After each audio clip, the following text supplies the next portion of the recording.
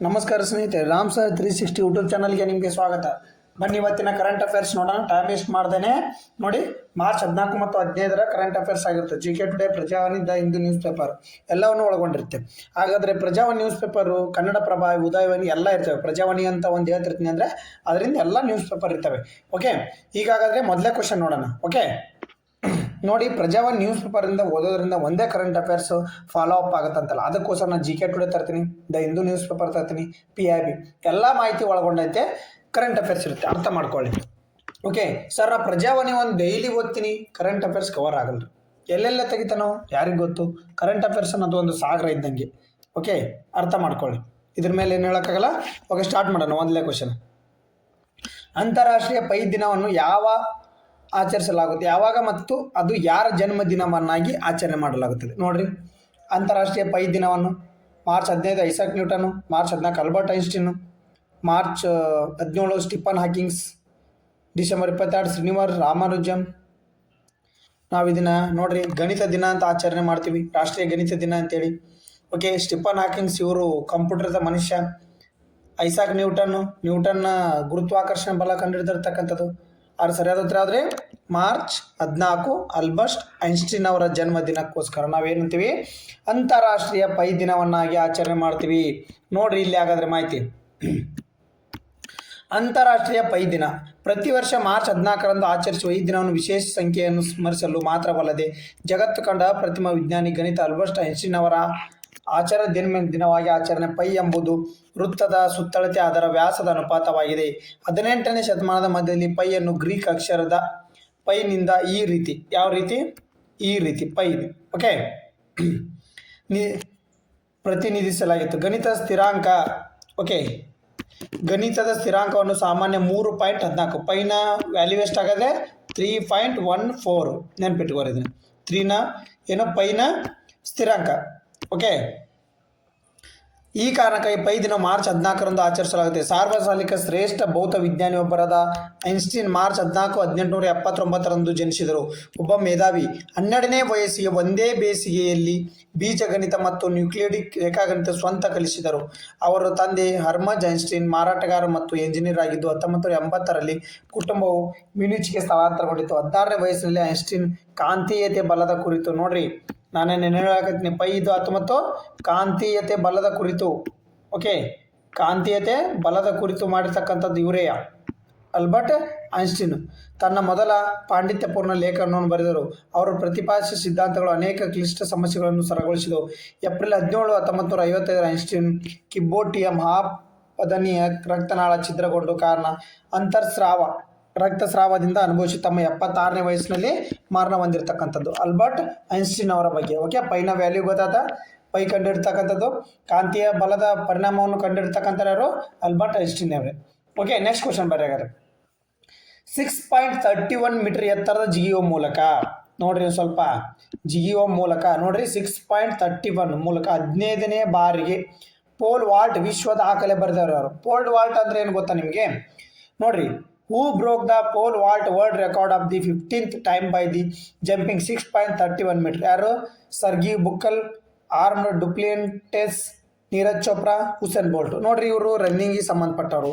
Neeraj Chopra javelin ಥ್ರೋಗೆ ಸಂಬಂಧಪಟ್ಟವರು. ಇದನ್ನ ಹಂಗೆ ಕೊಟ್ಟಿದ್ದಾರೆ. ಇದು ಸರಿಯಾದ ಉತ್ತರ ಬಂದ್ಬಿಟ್ಟು ಆರ್ಮಂಡ್ ಡುಪ್ಲೆಂಟಿಸ್. ನೋಡ್ರಿ, ಆರ್ಮಂಡ್ ಡುಪ್ಲೆಂಟಿಸ್ ನ್ಯೂಸ್ ಪೇಪರ್ಲಿ ಕೊಟ್ಟಿರ್ತಕ್ಕಂಥದ್ದು. ಇದು ಜಿಗಿಯುವುದು ಏನಂತಂದರೆ ಪೋಲ್ ವಾಲ್ಟ್ ಅಂದರೆ ನೀವು ನೋಡಿರಿ, ಆ ಪೋಲ್ ವಾಲ್ಟ್ ಅಂದರೆ ಇಲ್ಲಿ ತೋರಿಸ್ತೀನಿ ನೋಡ್ರಿ, ಇಲ್ಲಿದೆ ನೋಡಿ, ಪೋಲ್ಡ್ ವಾಲ್ಟ್ ಅಂತ ಕರೀತಾರೆ. ಇಲ್ಲಿ ನೋಡಿ, ಈ ಥರ ನೀವು ಯಾವುದೋ ರೀಲ್ಸ್ ನೋಡಿದ್ರಿ ಹಿಂಗೆ ಎಷ್ಟು 6.1 ಮೀಟ್ರ್ 31 ಮೀಟರ್ ಜಿಗಿದಿರ್ತಕ್ಕಂಥದ್ದು ಅವರು. ಓಕೆ, ಯಾರು? ಡುಪ್ಲಾಂಟಿಸ್. ನೋಡ್ರಿ, 15ನೇ ಬಾರಿ ಪೋಲ್ ವಾಲ್ಟ್ ವಿಶ್ವ ದಾಖಲೆ ಮುರಿದ ಡುಪ್ಲಾಂಟಿಸ್ ಎಲ್ಲಿಯವರು? ಸ್ವೀಡನ್. ಪೋಲ್ ವಾಲ್ಟ್ ಲೋಕದ ಧ್ರುವತಾರೆ ಅರ್ಮಾಂಡ್ ಡುಪ್ಲಾಂಟಿಸ್ ಅವರು 15ನೇ ಬಾರಿಗೆ ತಮ್ಮ ವಿಶ್ವ ದಾಖಲೆಯನ್ನು ಮುರಿಯುವ ಮೂಲಕ ಕ್ರೀಡಾ ಜಗತ್ತನ್ನು ಬೆರೆತುಗೊಳಿಸಿದ್ದಾರೆ. ಇಲ್ಲಿ ನಡೆದ ತಮ್ಮ ಹೆಸರಿನ ಕ್ರೀಡಾಕೂಟದಲ್ಲಿ ಡುಪ್ಲಾಂಟಿಸ್ ಅವರು ಮೊದಲ ಪ್ರಯತ್ನದಲ್ಲಿ ಎಷ್ಟು 6.31 ಮೀಟರ್ ಎತ್ತರವನ್ನು ಜಿಗಿಯುವ ಮೂಲಕ ಅಭೂತಪೂರ್ಣ ಸಾಧನೆ ಮಾಡಿದ್ದಾರೆ. ತಮ್ಮ ತವರು ನೆಲದಲ್ಲಿ ನಡೆದ ಒಳಾಂಗಣ ಕ್ರೀಡಾಂಗಣದ ಅವರು ಕೇವಲ 4 ಜಿಗಿತಗಳನ್ನು ಮಾತ್ರ ಪ್ರದರ್ಶಿಸಿದರು. 5.6 ಇವೆಲ್ಲ ಬೇಕಾಗಿಲ್ಲ. ತಮ್ಮ ಮೊದಲನೇ ಪ್ರಯತ್ನದಲ್ಲಿ ಬಾರ್ ಅನ್ನು ಸ್ಪರ್ಶಿಸದೆ ಅತಿ ಎತ್ತರಕ್ಕೆ ಜಿಗುವ ದಾಖಲೆ ಬರೆದ ತಕ್ಷಣ ಕ್ರೀಡಾಂಗಣದಲ್ಲಿ ಅಭಿಮಾನಿಗಳು ಧಾವಿಸಿ ಸಂಭ್ರಮಿಸಿದರು. ಎಲ್ಲಿ? ಸ್ವೀಡನ್ನಿನವರು. ಇವರು ಯಾವ ದೇಶಕ್ಕೆ ಸಂಬಂಧಪಟ್ಟಿರ್ತಕ್ಕಂಥವ್ರು? ಇವರು ಸ್ವೀಡನ್ ದೇಶಕ್ಕೆ ಸಂಬಂಧಪಟ್ಟಿರ್ತಕ್ಕಂಥವ್ರು. ಓಕೆ, 26 ವರ್ಷದ ಸ್ವೀಡನ್ ಆಟಗಾರ 2020ರಲ್ಲಿ 6.17 ಮೀಟರ್ ಜಿಗಿದ್ರು. ಈಗ 6.31 ಮೀಟರ್. ಗೊತ್ತಾ? ಪೋಲ್ ವಾಲ್ಟ್ ಬಗ್ಗೆ ನಿಮ್ಗೆ ಗೊತ್ತಿರಲಿ. ಇದನ್ನ 1998ರಲ್ಲಿ 1996ರಲ್ಲಿ ಏನು ಮಾಡಿದ್ರು? ಇದನ್ನ ಒಲಿಂಪಿಕ್ಗೆ ಸೇರಿಸಿದ್ರು ಪುರುಷರದು. 2000ರಲ್ಲಿ ಮಹಿಳೆಯರನ್ನ ಒಲಿಂಪಿಕ್ ಸೇರಿಸಿದ್ರು, ಮಹಿಳೆಯರ ಕ್ರೀಡೆಯಾಗಿ. ನೆನಪಿರಲಿ, 1996ರಲ್ಲಿ ಪುರುಷರದು, 2000ರಲ್ಲಿ ಮಹಿಳೆಯರದು.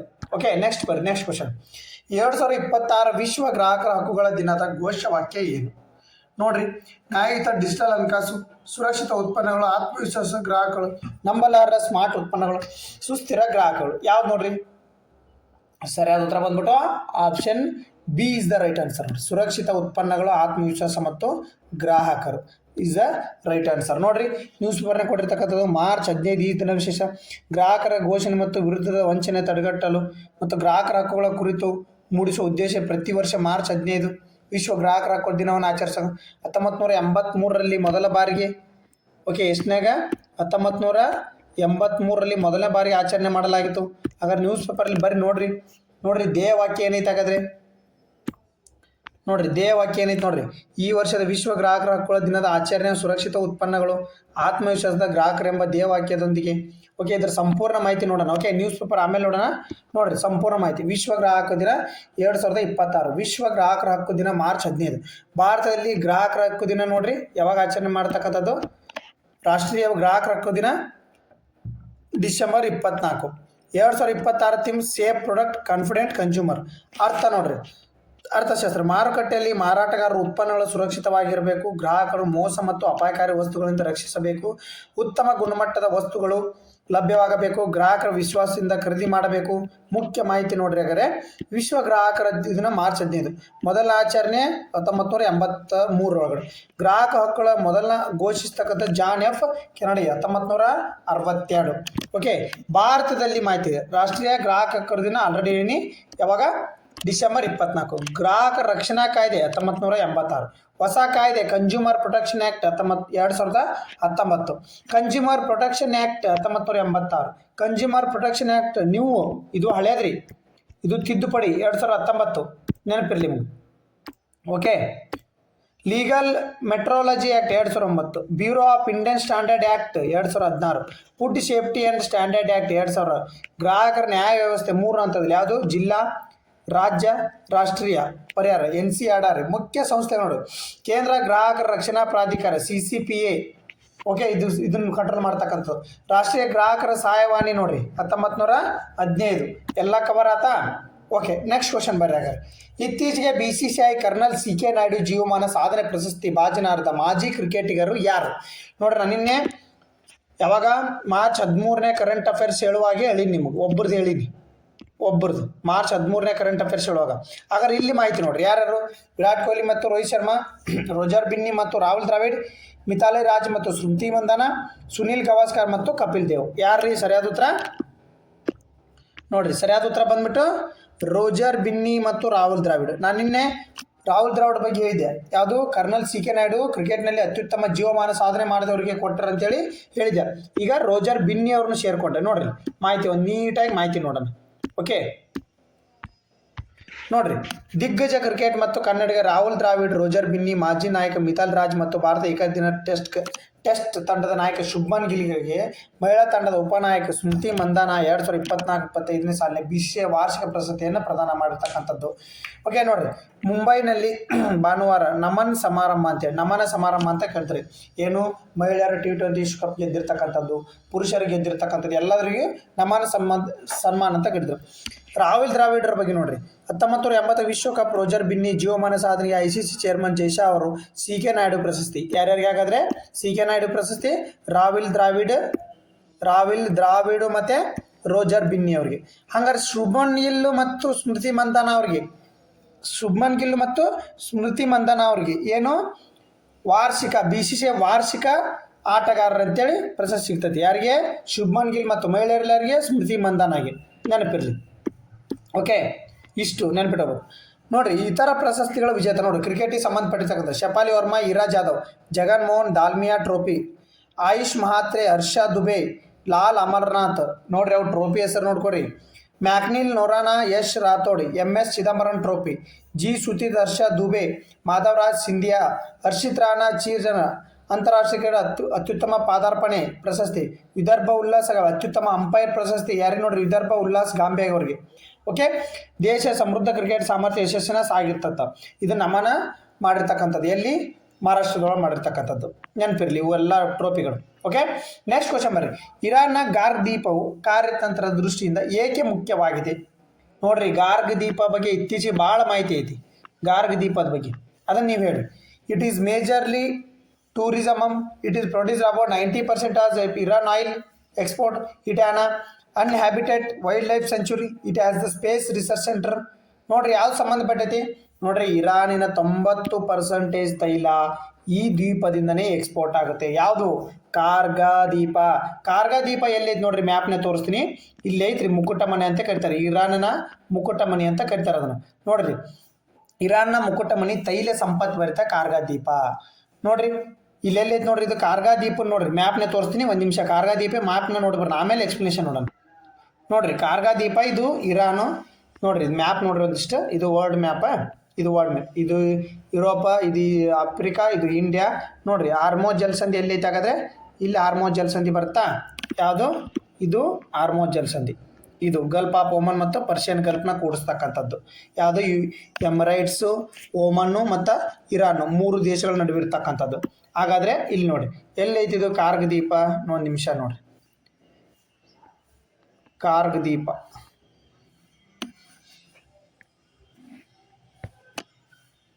ಇಲ್ಲಿದೆ ನೋಡಿ. ಕಾರ್ಗ್ ದ್ವೀಪ ಎಲ್ಲಿ ಬಂತು ನೋಡ್ರಿ, ಕಾರ್ಗ್ ದ್ವೀಪ ಓಮನ್ ನೋಡಬೇಕು ಈ ಕಡೆಗೆ ಇರ್ತಕ್ಕಂಥದ್ದು. ನೋಡ್ರಿ ಗಲ್ಫ್ ಆಫ್ ಪರ್ಷಿಯನ್ದ ಬರ್ತಕ್ಕಂಥದ್ದು, ಗಲ್ಫ್ ಆಫ್ ಪರ್ಷಿಯನ್ದ ಬರ್ತಕ್ಕಂಥದ್ದು.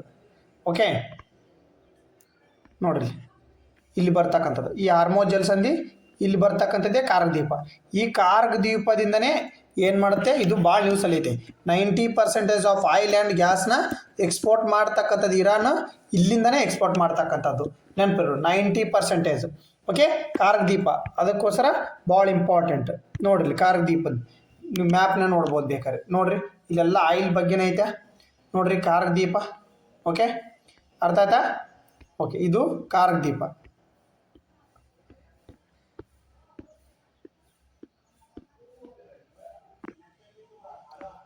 ನೋಡ್ರಿ ಕಾರ್ಗ್ ದ್ವೀಪದ ಬಗ್ಗೆ ಮಾಹಿತಿ ಇಲ್ಲಿ ನೋಡ್ರಿ, ನ್ಯೂಸ್ ಪೇಪರ್ನಾಗ ಏನೇನು ಕೊಟ್ಟರೆ ನಾಗರೆ ನೋಡ್ರಿ.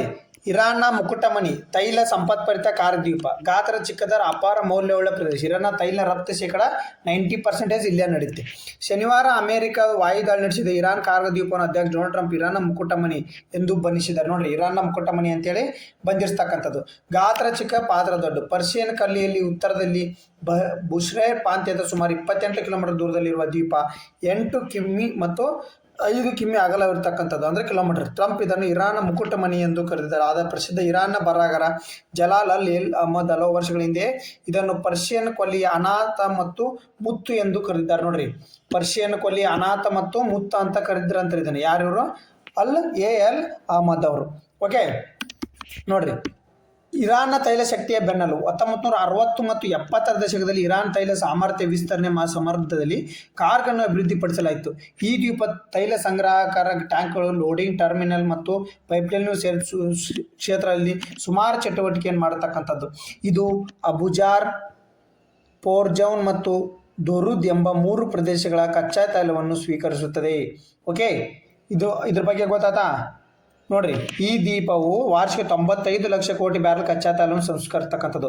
ಇತರ ಹಲವು ವಿಶೇಷಗಳು ಈ ತೈಲ ಹೊರತಾಗಿ ದ್ವೀಪವು 7ನೇ ಶತಮಾನದಲ್ಲಿ ಮೀರ್ ಮೊಹಮ್ಮದ್ ಮಸೀಮ್ ಅಡೆಜ್ಮಿಟ್ ಕಾಲದ ಶಾಸನಗಳು, ಮೀರ್ ಅರಾಮ್ ಮಸೀದಿ, ಚುರ್ಕುಸ್ಕರ್ ಮತ್ತು ಕ್ರೈಸ್ತ ಸಮಾಧಿ, ಇಸ್ಲಾಮಿಕ್ ಸ್ಮಶಾನಗಳು, 1747 ಡಚ್ ಕೋಟೆ ಮತ್ತು ಉದ್ಯಾನ ಅವಶೇಷಗಳು ಹೊಂದಿದೆ. ಹೀಗಾಗಿ ಹಲವು ವಿಧದ ವಿಶೇಷ, ಅಂದರೆ ಇದು ಪುರಾತತ್ವಿಕವಾಗಿಯೂ ವಿಶೇಷ ಹೊಂದಿರತಕ್ಕಂಥದ್ದು.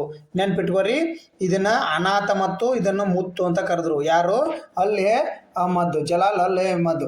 ಮತ್ತು ಇದನ್ನೇನು ಇರಾನನ್ನ ಮುಕುಟಮಣಿ ಅಂತೇಳಿ ಕರೆದಿರ್ತಕ್ಕಂಥದ್ದು. ಎಲ್ಲಿ? ಪರ್ಷಿಯನ್ ಕೊಲ್ಲಿಯಲ್ಲಿ ಬರ್ತಕ್ಕಂಥದ್ದು ಇದು ದ್ವೀಪ. ನೆನಪಿರಲಿ 8 ಕಿಲೋಮೀಟರ್ ದೂರದಿಂದ ಐತಿ. ನೋಡ್ರಿ ಇದ್ರ ಮಾತು ಇರಾನ್ ಶೇಕಡ 90% ಕಚ್ಚಾ ತೈಲ ಸಂಗ್ರಹದ 300 ಲಕ್ಷ ಬ್ಯಾರಲ್ ಇಲ್ಲೇ ಐತಿ. ದಿನಾಂಕ 15 ಲಕ್ಷ ಬ್ಯಾರಲ್ ಇಲ್ಲೇ ಓಡ್ತಕ್ಕಂಥದ್ದು. ಓಕೆ, ಇರಾನ್ನ ಜೀವನಾಡಿ ಕರ್ಗ್ ದ್ವೀಪ IRGC ಅತ್ಯಂತ ಬಿಗಿ ಭದ್ರತಾ ವಲಯದಲ್ಲಿ ಇರ್ತಕ್ಕಂಥದ್ದು. ಸ್ಟ್ರೀಟ್ ಆಫ್ ಹಾರ್ಮುಜ್ ಇಲ್ಲಿದ್ದ ವಾಯುವ್ಯಕ್ಕೆ 483 ಕಿಲೋಮೀಟರ್ ದೂರ ಇರ್ತಕ್ಕಂಥದ್ದು.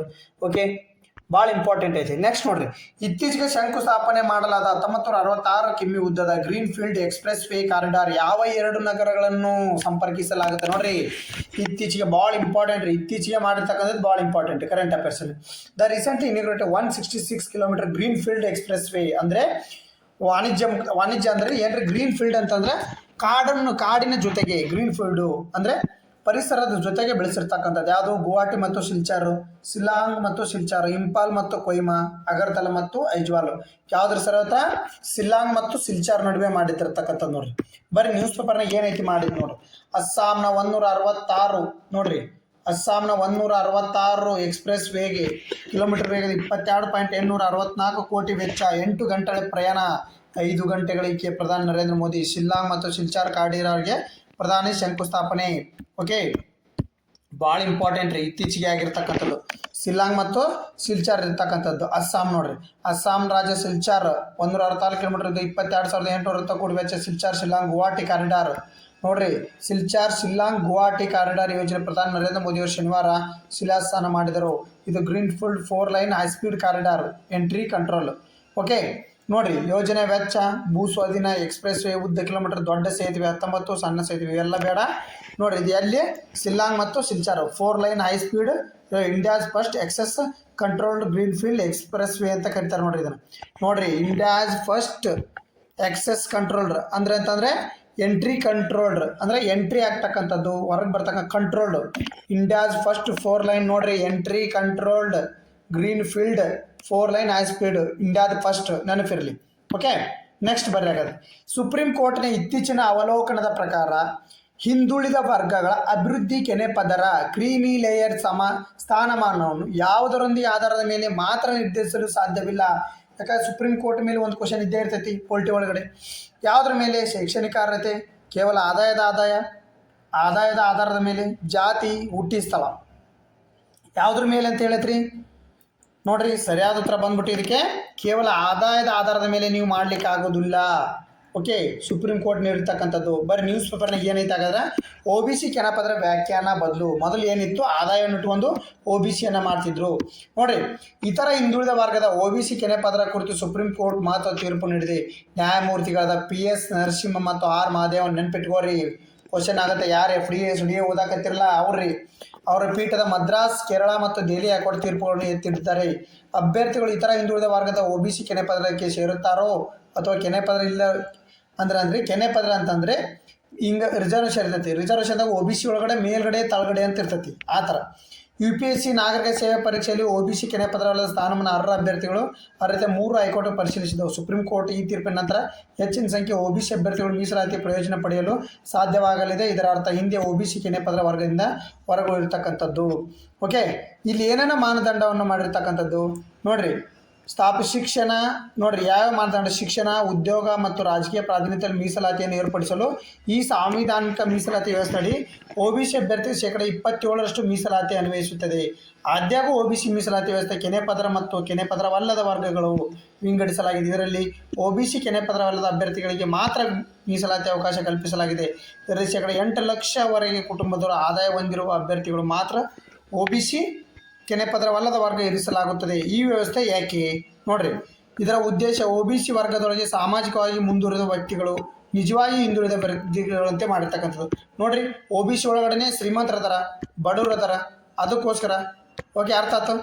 ಕೆನೆಪದರ ಅಂತಂದ್ರೆ OBC ಇಲ್ಲೇನು ಬಡವರು ಇರ್ತಕ್ಕಂಥವ್ರಿಗೆ ಅಪ್ಲೈ ಆಗಲಿ ಅಂತೇಳಿ ಸುಪ್ರೀಂ ಕೋರ್ಟ್ ಆದೇಶ ನೀಡಿರ್ತಕ್ಕಂಥ. ಇತ್ತೀಚೆಗೆ ಏನಾಗಿತ್ತು ನೋಡ್ರಿ, ರಾಜಕೀಯದಲ್ಲಿನೂ ತರಬೇಕಂತಾಗಿತ್ತು. ಬಟ್ ವಿಧಾನಸಭೆ ಮತ್ತು ಲೋಕಸಭೆಯಲ್ಲಿ ಮಂಡನೆ ಮಾಡಿ ಏನು ಮಾಡಿದ್ರು? ಅದನ್ನು ಕ್ಯಾನ್ಸಲ್ ಮಾಡಿದರು. ಓಕೆ, ಇಲ್ಲಿ ಏನು ಮಾಡ್ತೈತ್ರಿ? ಉದ್ಯೋಗ ಏನ್ರಿ ಯಾವ್ಯಾವ ಮಾನದಂಡಗಳನ್ನ ಆಧರಿಸಿ ಕೊಡ್ಬೇಕಂತ ಹೇಳೈತೆ. ಹಂಗಂತಂದ್ರೆ ನೋಡ್ರಿ, ಇವನ್ನೆಲ್ಲ ಶೈಕ್ಷಣಿಕ ಅರ್ಹತೆಯನ್ನು ನೋಡ್ಬೇಕು ನೀವು. ಓಕೆ, ಜಾತಿ ನೋಡಬೇಕು, ಹುಟ್ಟಿ ಸ್ಥಳ ಅಂತ ಯಾವ ಇವನ್ನೆಲ್ಲ ಇಲ್ರಿ. ಬಟ್ ಏನಂದ್ರೆ ಕೆನೆ ಪದರ ಕೆನೆ ಕೆಳಗಡೆ ಅವ್ರದ್ದು ಆದಾಯ ಒಂದೇ ಮಾಡಬಾರ್ದು, ಅವ್ರದ್ದು ಹುಟ್ಟಿ ಸ್ಥಳ ನೋಡಬೇಕು, ಅವ್ರ ಶೈಕ್ಷಣಿಕತೆ ನೋಡಬೇಕು, ಎಲ್ಲನೂ ಅವ್ರದ್ದು ಬ್ಯಾಕ್ಗ್ರೌಂಡು ನೋಡ್ಬಿಟ್ಟು ಅವರಿಗೆ ಕೆನೆ ಪದರ ಕೆಳಗಿಂದು ಮೇಲ್ಗಡೆ ಅಂತೇಳಿ ಕೊಡಬೇಕಂತೆ ಸುಪ್ರೀಂ ಕೋರ್ಟ್ ನೀಡಿರ್ತಕ್ಕಂಥದ್ದು.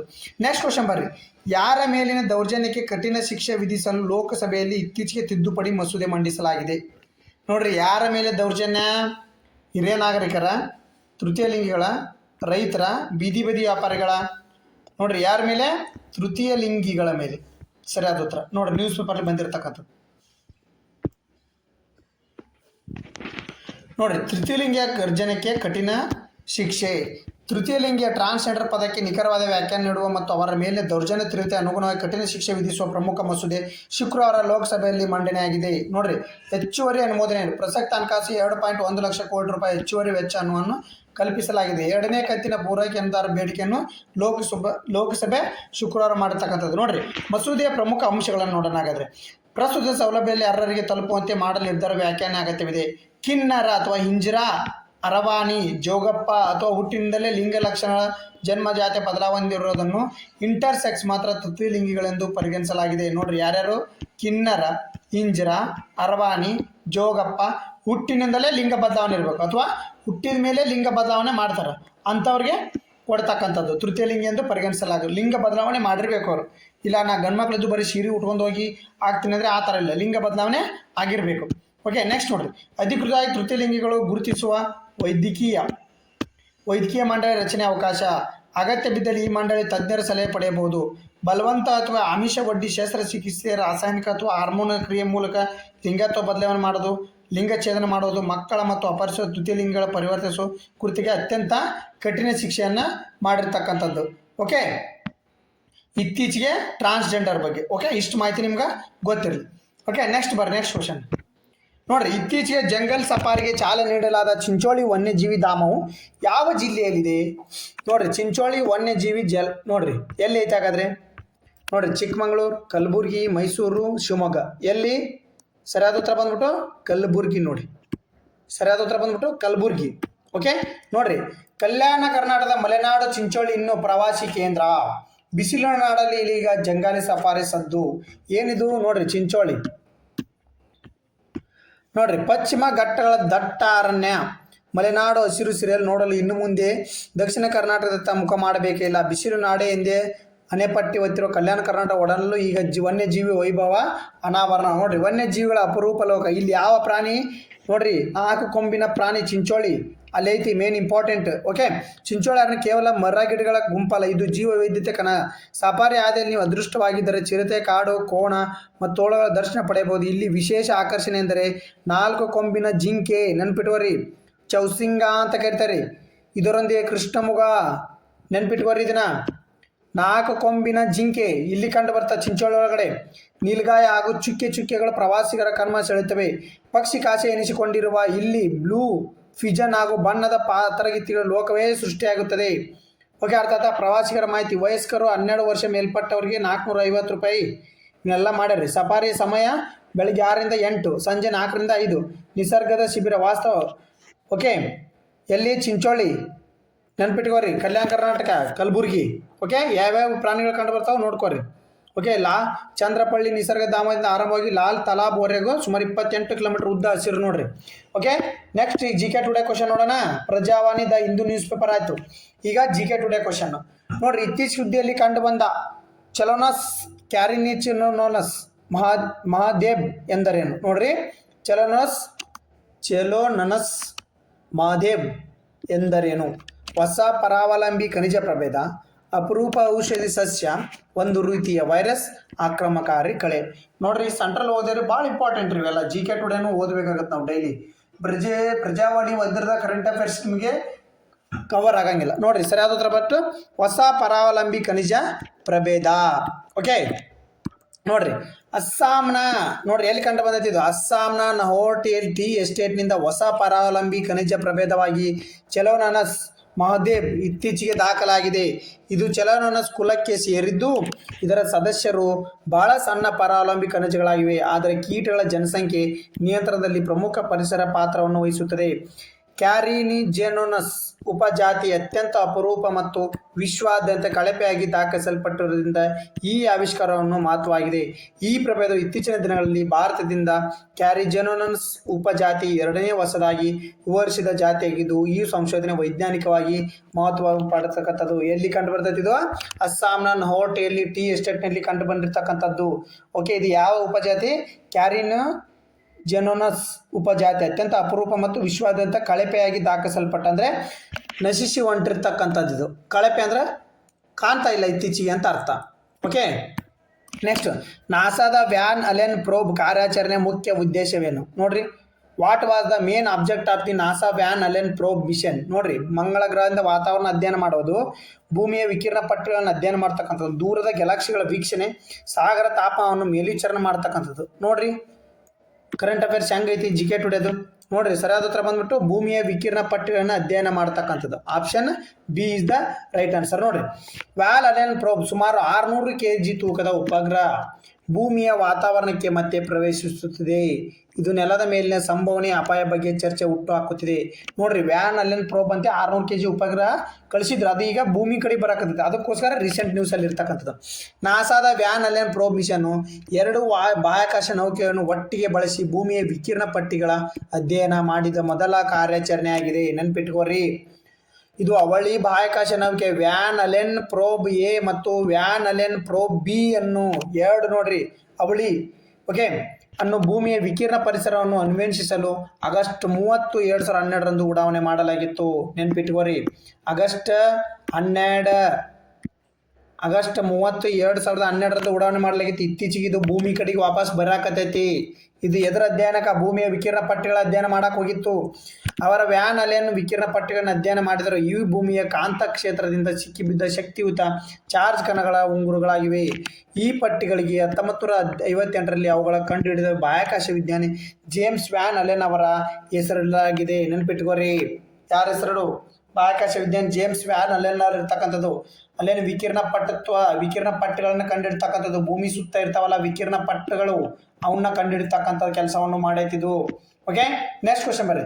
ಇತ್ತೀಚೆಗೆ ಸುದ್ದಿಯಲ್ಲಿ ಕಂಡುಬರುವ ಕುರಂಬ್ ಕಲೆಯ ಮುಖ್ಯವಾಗಿ ಭಾರತದ ಯಾವ ಪ್ರದೇಶದಲ್ಲಿ ಹುಟ್ಟಿಕೊಂಡಿದೆ? ಪಶ್ಚಿಮ ಹಿಮಾಲಯ, ಛೋಟಾ ನಾಗ್ಪುರ್ ಪ್ರಸ್ಥಭೂಮಿ, ದಕ್ಷಿಣ ಭಾರತದ ನೀಲಗಿರಿ ಬೆಟ್ಟ ಪ್ರದೇಶ, ಥಾರ್ ಮರುಭೂಮಿ.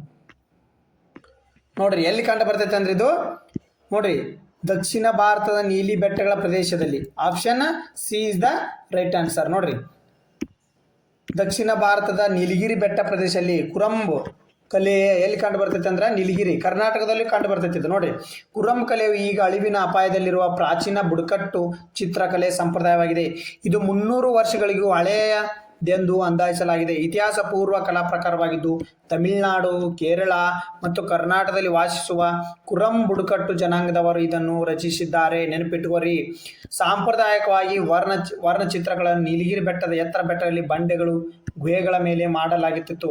ಕಲಾವಿದರು ವೆಂಗೈ ಮರದ ರಾಳದಿಂದ ಹಳದಿ, ಕಂದು ಮತ್ತು ಕಪ್ಪು ಪುಡಿ ಮಾಡಿದ ಎಲೆಗಳಿಂದ ಹಸಿರು ಮತ್ತು ಮುಂತಾದ ಅರಣ್ಯ ಸಂಪನ್ಮೂಲ ನೈಸರ್ಗಿಕ ವರ್ಣದ್ರವ್ಯವನ್ನು ತಯಾರಿಸಿದ್ರು. ಅಂದರೆ ಅಲ್ಲೇ ಸಿಗ್ತಕ್ಕಂಥ ಈ ಗಿಡಗಳನ್ನು ಮಾಡಿಕೊಂಡು ವರ್ಣದ್ರವ್ಯದಿಂದ ಚಿತ್ರಕಲೆ ಮಾಡ್ಕೊಂಡು ಅದಕ್ಕೆ ಬಣ್ಣ ತುಂಬತಕ್ಕಂಥ ಕೆಲಸ.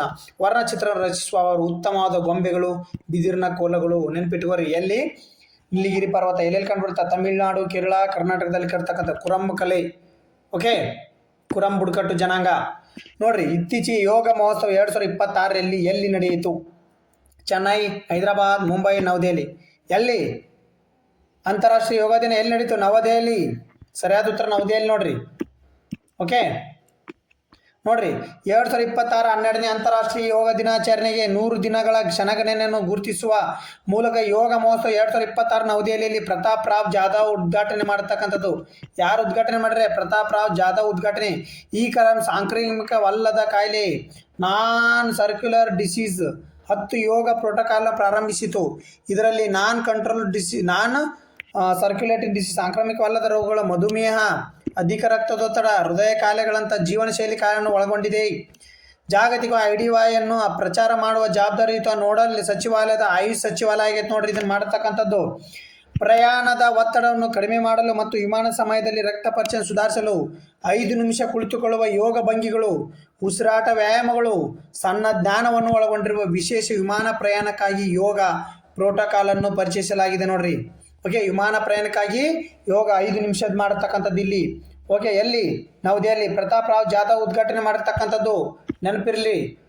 ಯೋಗ ಮಹೋತ್ಸವ ಜೂನ್ 21 ಯೋಗ ದಿನ ನೆನಪಿರಲಿ. ರೈತರಿಗೆ ನೈಜ ಸಮಯದಲ್ಲಿ ಕೃಷಿ ಸಲಹೆಗಳನ್ನು ಒದಗಿಸುವ ಸರ್ಕಾರ ಪ್ರಾರಂಭಿಸಿದ AI ಚಾಲಿತ ಬಹುಭಾಷೆ ಡಿಜಿಟಲ್ ವೇದಿಕೆ ಹೆಸರೇನು? ಅಗ್ರಿಸಾತ್, ಭಾರತ್ ವಿಸ್ತಾರ್, ಕೃಷಿ ಕ್ಷೇತ್ರ, ಕಿಸಾನ್ ದರ್ಪಣ್. ನೋಡ್ರಿ, what is the name of the AI powered multi-lingual digital platform launched by the government of the provide the farmers with real time agriculture advice? ಯಾವ್ದ್ರಿ? ಭಾರತ್ ವಿಸ್ತಾರ್ ನೋಡ್ರಿ ಸರಿಯಾದ ಉತ್ತರ. Option B Bharat Vistaar virtual integrated system to access agriculture resources. ವಿಸ್ತಾರದ long form ನೋಡ್ಕೊರಿ. Virtual integrated system to access agriculture resource. ಬಹುಭಾಷಾ ಕೃತಕ ಬುದ್ಧಿಮತ್ತೆ AI ಚಾಲಿತ ಡಿಜಿಟಲ್ ಸಾರ್ವಜನಿಕ ಮೂಲಸೌಕರ್ಯ ವೇದಿಕೆಯಾಗಿದ್ದು ಕೇಂದ್ರ ಬಜೆಟ್ 2026ರಲ್ಲಿ 150 ಕೋಟಿ ರು ಹಂಚಿಕೆಗಳನ್ನು ಘೋಷಿಸಲಾಗಿದೆ. ರೈತರಿಗೆ ನೈಜ ಸಮಯದ, ಸ್ಥಳ ನಿರ್ದಿಷ್ಟ ಮತ್ತು ವೈಯಕ್ತಿಕಗೊಳಿಸಿದ ಕೃಷಿ ಸಲಹೆಗಳನ್ನು ಒದಗಿಸಲು ಇದನ್ನು ಕೃಷಿ ರೈತರ ಕಲ್ಯಾಣ ಸಚಿವಾಲಯ ರಾಷ್ಟ್ರವ್ಯಾಪಿ ಧ್ವನಿ ಮೊದಲ ವ್ಯವಸ್ಥೆ ಆಗಿದೆ. ಧ್ವನಿಯಾಗಿದೆ. ಬೆಳೆ ನಿರ್ವಹಣೆ, ಹವಾಮಾನ ನವೀಕರಣ, ಮಾರುಕಟ್ಟೆ ಬೆಲೆಗಳು, ಕೀಟ ಮತ್ತು ರೋಗ ಎಚ್ಚರಿಕೆಗಳು ಮತ್ತು ಮಣ್ಣಿನ ಆರೋಗ್ಯ ಒಳನೋಟದ ಕುರಿತು ಮಾಹಿತಿಯನ್ನು ನೀಡಲು ವೇದಿಕೆಯ ಭಾರತೀಯ ಕೃಷಿ ಸಂಶೋಧನಾ ಮಂಡಳಿಯಿಂದ ಸರ್ಕಾರಿ ಡೇಟಾಬೇಸ್ ಹಾಗೂ ವೈಜ್ಞಾನಿಕ ಅಭ್ಯಾಸಗಳನ್ನು ಸಂಯೋಜನೆ ಮಾಡಿರ್ತಕ್ಕಂಥದ್ದು. ಒಟ್ಟೆ ರೈತರಿಗೆ ಎಲ್ಲ ಭಾಷೆಗಳಲ್ಲಿ ಹವಾಮಾನ ವರದಿ, ಬೆಳೆ ನಿರ್ವಹಣೆ ಮಾಡ್ತಕ್ಕಂಥದ್ದು, ಮಾರಾಟ ಬೆಲೆ ಏನೈತಿ, ಮಾರುಕಟ್ಟೆ ಬೆಲೆ ಏನೈತಿ ಅನ್ನೋದು ಎಲ್ಲ ಮಾಹಿತಿ ಕೊಡ್ತಕ್ಕಂಥದ್ದು ಯಾವುದು? ಭಾರತ್ ವಿಸ್ತಾರ್. ಓಕೆ ನೋಡ್ರಿ, ಈ ಕ್ವಶನಿಗೆ ನಂದು ಸೈನ್ಸ್ ಕ್ಲಾಸ್ 36ನೇ ವಿಡಿಯೋದಾಗ ಐತ್ರಿ. ಸಂಯುಕ್ತ ಕಾರ್ಬನ್ ಮತ್ತು ಸಂಯುಕ್ತ ಪಾಠದಾಗ ಐತ್ರಿ. ಅಲ್ಲಿ ನೀವು ಕ್ಲಾಸ್ ಕೇಳಿ, ಲೈವ್ ಅಂತ ಆಪ್ಷನ್ ಇರ್ತೈತ್ರಿ ಪ್ಲೇ ಲಿಸ್ಟ್ ಒಳಗಡೆ. ಓಕೆ ನೋಡ್ರಿ, ಈಗ ನೋಡ್ರಿ, ನೈಸರ್ಗಿಕ ಅನಿಲ ಪ್ರಮುಖ ಘಟಕಗಳು ಯಾವುವು? Butane, methane, ethane, carbon. ಇದನ್ನು ಕಮೆಂಟ್ ಮೂಲಕ ತಿಳಿಸ್ರಿ. ಇನ್ನೊಂದು ಹೇಳೋದು ಏನಂತಂದರೆ ನೋಡ್ರಿ, ನನ್ನ ಯೂಟ್ಯೂಬಿಗೆ ಹೋಗ್ರಿ, ರಾಮ್ ಸರ್ 360 ಯೂಟ್ಯೂಬ್ಗೆ ಹೋಗ್ರಿ. ಓಕೆ, ಯೂಟ್ಯೂಬನ್ನು ಈ ಥರ ನೀವು ಓಪನ್ ಮಾಡಿದ್ರಿ ಅಂದರೆ, ರಾಮ್ ಸರ್ 360 ಓಪನ್ ಮಾಡಿದ್ರಿ ಅಂದರೆ ನಿಮ್ಗೆ ಯಾರಿಗಾರು ನೋಡ್ರಿ ಲೈವ್ ಕ್ಲಾಸಲ್ಲಿ ಇರ್ತಾವ್ರಿ, ಒಂದಿಷ್ಟು ಪ್ಲೇ ಲಿಸ್ಟ್ ಅಂತ ಸಿಗ್ತೈತೆ ರೀ. ಪ್ಲೇ ಲಿಸ್ಟಲ್ಲಿ ನಿಮಗೆ ನೋಡ್ರಿ ಮಾರ್ಚ್ದು ಕರೆಂಟ್ ಅಫೇರ್ಸ್ ಇದು. ಓಕೆ ನೋಡ್ರಿ, ಇಲ್ಲಿ ಫೆಬ್ರವರಿ ಕರೆಂಟ್ ಅಫೇರ್ಸ್ PDF ಸಿಗ್ತದೆ ನಿಮಗೆ. PDF ನನ್ನ ಟೆಲಿಗ್ರಾಮ್ನಲ್ಲಿ ಸಿಗ್ತಾವೆ. ಅದೇ ಥರನಾಗಿ ಜನವರಿ current affairs, December current affairs ನಿಮಗೆ ಸೀರಿಯಲ್ ವೈಸ್ ಸಿಗ್ತಾವೆ. Serial wise. ಓಕೆ ನೋಡ್ರಿ, ಮಾರ್ಚ್ದು current affairs serial wise. Okay ನೋಡ್ರಿ, ಫೆಬ್ರವರಿ ಕರೆಂಟ್ ಅಫೇರ್ಸ್ ಬೇಕಂದ್ರೆ ಪ್ಲೇ ಲಿಸ್ಟಿಗೆ ಬಂದ್ರೆ ನಿಮಗೆ ಫೆಬ್ರವರಿ ಕರೆಂಟ್ ಅಫೇರ್ಸು ಪ್ಲೇ ಲಿಸ್ಟ್ನಾಗ ಸೀರಿಯಲ್ ವೈಸ್. ಓಕೆ, ಇವನ್ನೆಲ್ಲ ನೀವು ನೋಡ್ಬೋದು. ಅದೇ ರೀತಿ ಸೈನ್ಸ್ ನೋಡಿ, 8ನೇ ತರಗತಿ, 9ನೇ ತರಗತಿ, 10ನೇ ತರಗತಿ ಈಗ ಸೀರಿಯಲ್ ವೈಸ್. ಓಕೆ, ಪ್ಲೇ ಲಿಸ್ಟಿಗೆ ಬಂದು ನೋಡ್ಬೋದು. ಓಕೆ, ಇದನ್ನು ಆದಷ್ಟು ನಿಮ್ಮ ಸ್ನೇಹಿತರು ಶೇರ್ ಮಾಡಿ. ಡೈಲಿ ಕರೆಂಟ್ ಅಫೇರ್ಸ್ದು PDF ನನ್ನ ಟೆಲಿಗ್ರಾಮಲ್ಲಿ ಸಿಗ್ತಾ ಇರುತ್ತೆ. ರಾಮ್ ಸರ್ 360 ಅಂತೇಳಿ ಟೆಲಿಗ್ರಾಮ್ ಐತಿ. ಆ ಟೆಲಿಗ್ರಾಮಿಗೆ ಯಾವ್ದು ಐತಿ? ರಾಮ್ ಸರ್ 360 ಅಂತೇಳಿ ಟೆಲಿಗ್ರಾಮ್ ಐತಿ. ಅದಕ್ಕೆ ಜಾಯ್ನ್ ಆಗಿ. ಓಕೆ, ನಮಸ್ಕಾರ.